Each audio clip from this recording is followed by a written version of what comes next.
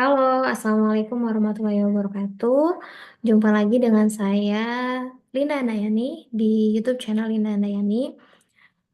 Hari ini saya mau bercerita tentang sudut pandang kita terhadap deadline ya. Eh, ini saya sampaikan sekarang karena sudah 2 pekan saya mengajar di eh, mata kuliah Bahasa Indonesia atau penulisan karya ilmiah di ITB. Dan 2 pekan ini adalah masa-masa mahasiswa baru menyesuaikan diri kali ya dengan ritme belajar seorang mahasiswa.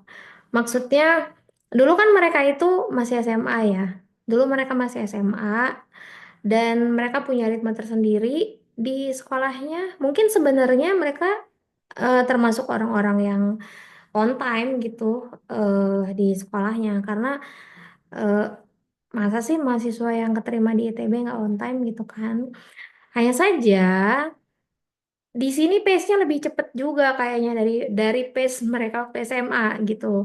Karena nggak semua sekolah yang eh nggak semua siswa yang pinter itu dari sekolah yang pace-nya cepet juga kan.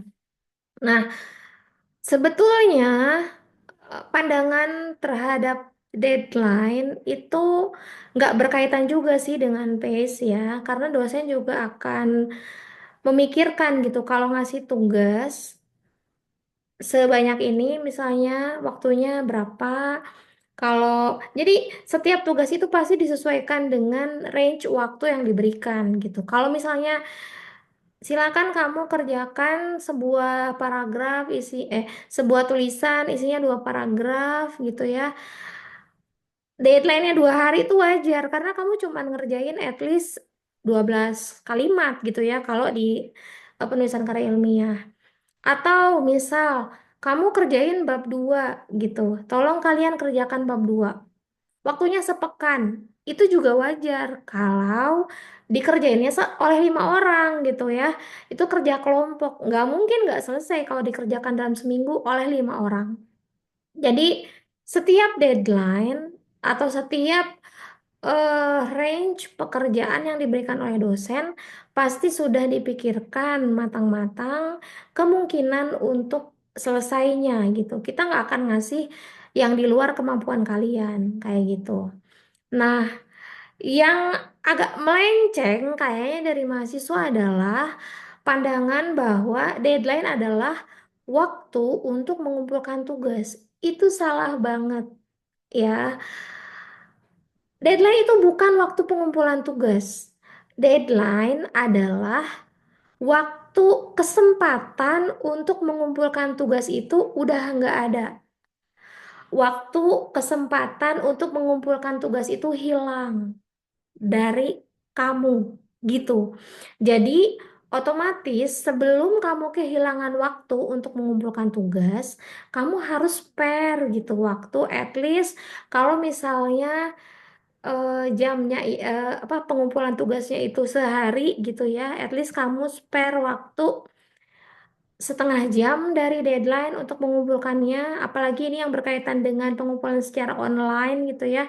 Sebaiknya kamu eh, mengantisipasi juga internet kamu error atau server kampus error gitu. Kemudian, kalau deadline-nya itu perlu, misalnya pekerjaannya waktunya sepekan, deadline-nya itu sepekan ya, kamu masih ada waktu sepekan, kamu dan itu pekerjaannya kelompok, kamu perlu mengantisipasi at least seluruh anggota kelompok mengumpulkan tugasnya itu H-2 gitu. Kenapa? Kamu perlu memastikan setiap pekerjaan orang-orang yang ada di kelompok kamu tuh benar. Jadi nggak mentah-mentah kamu kumpulkan, apalagi yang berkaitan dengan karya ilmiah. Masih ada typo kah? Masih ada penggunaan penulisan kata yang salah kah? Masih ada pembentukan kata yang salah kah di situ? Harus kamu edit agar hasilnya bagus gitu. Ya. Selain itu, selain itu, kalau eh, kamu punya range waktu untuk mengumpulkan di internal kelompok ya, kamu bisa mengantisipasi kalau ada error dalam pengiriman tugas ya. Karena konteksnya dalam perkuliahan saya, semua tugas itu dikumpulkan secara online. Perkuliahannya pun dilaksanakan secara online. Jadi sangat wajar kalau antisipasi itu penting. Ya, makanya saya juga eh, buat video ini. Semoga kalian bisa menyimak ya.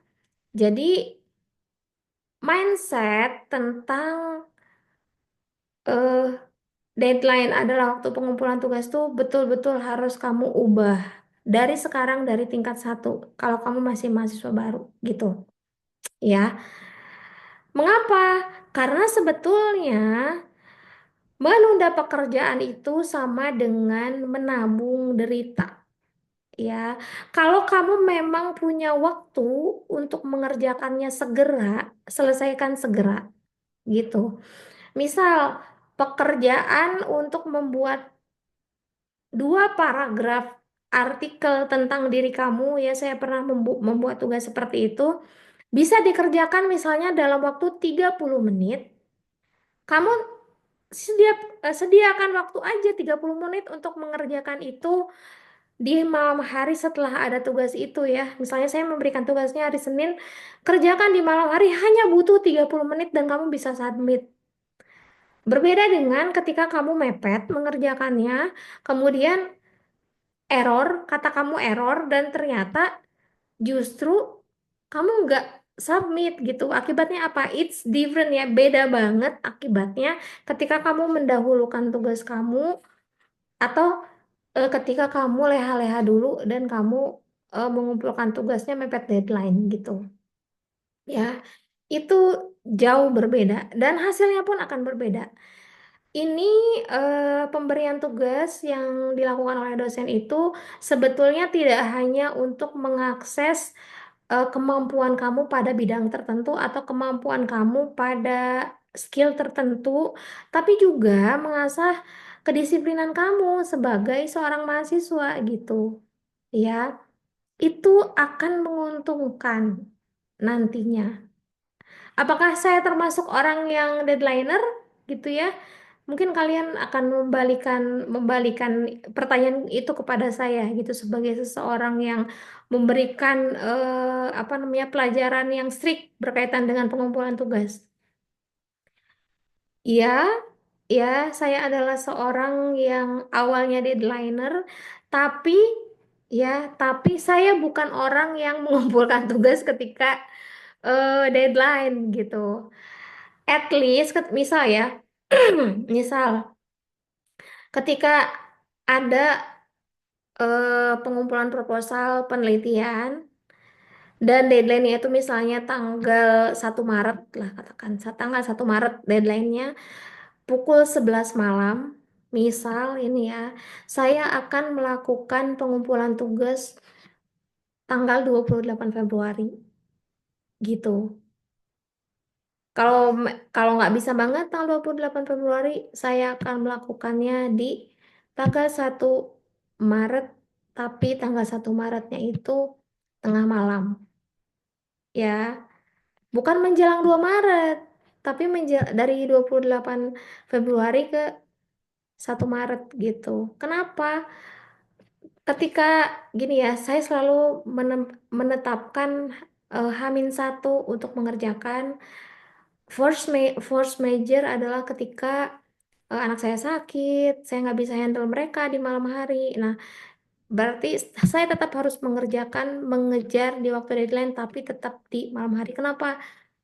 Misal nih, tanggal 1 Maret, udah masuk tanggal 1 Maret, tapi jam 2 malam, orang kemungkinan besar nggak ada yang udah bangun. Internet masih bagus. Ya, di rumah saya internet masih bagus, sinyal di servernya pun masih bagus. Karena saya nggak yakin, ya, ada orang yang mau ngakses jam segitu, kecuali saya gitu. Ya, saya mengantisipasinya memang dengan cara yang paling apa ya, paling ekstrem kali ya. But it's me gitu. Aku melakukan itu untuk mengantisipasi dan menggunakan cara terbaik tidak dengan tidak apa dengan tidak berlomba dengan orang lain di arena gitu, aku udah duluan gitu ya, seperti itu. Dan otomatis ya ketika saya mengumpulkan tugas, pun ketika di waktu deadline itu hanya submitnya saja ya, berarti proposalnya udah saya kerjakan di hari-hari sebelumnya. Saya selalu berusaha untuk membagi pekerjaan menjadi sesuatu yang bagian-bagian yang kecil, karena saya tahu diri gitu bahwa saya nggak bisa mengerjakan sesuatu itu sekaligus. Saya akan overwhelm gitu. Jadi kalau ada pekerjaan mengerjakan proposal penelitian contohnya, yang saya lakukan pertama adalah membagi kapan saya akan membuat latar belakang, kapan akan membuat metode, tujuan, dan membuat keseluruhan proposal jadi sebuah naskah. Jadi dipisahin waktunya dalam waktu-waktu tertentu dengan waktu yang singkat gitu. Misalnya, oh, saya mengerjakan latar belakang ini 30 menit di hari apa. Besoknya saya mengerjakan metode, besoknya saya mengerjakan tujuan penelitian, besoknya saya mengerjakan rencana penelitian yang harus ada tanggal, harus ada dikerjakan bulan apa bulan apanya. Besoknya saya cek RAB-nya seperti apa gitu. Jadi membagi waktu menjadi tugas-tugas kecil juga penting ya, karena itu mungkin nggak akan terasa berat akhirnya, dan kita punya antisipasi untuk mengumpulkan tugas jauh lebih cepat dari deadline, karena berkejaran dengan deadline itu tidak nyaman ya gitu. Jadi lebih baik mengantisipasi pengumpulan tugas sebelum deadline itu jauh lebih baik gitu. Oke, itu saja yang bisa saya sampaikan. Semoga bisa kalian ingat-ingat ya sampai akhir perkuliahan, agar saya tidak mengulang terus di kelas gitu ya. Ini sesuatu yang kecil tapi fundamental untuk kalian sampai akhir perkuliahan, sampai akhir masa perkuliahan ketika kamu jadi mahasiswa di kampus. Itu saja dari saya, semoga ada manfaatnya. Apabila ada yang mau di-share, ditanyakan, jangan sungkan untuk menulis di kolom komentar. Assalamualaikum.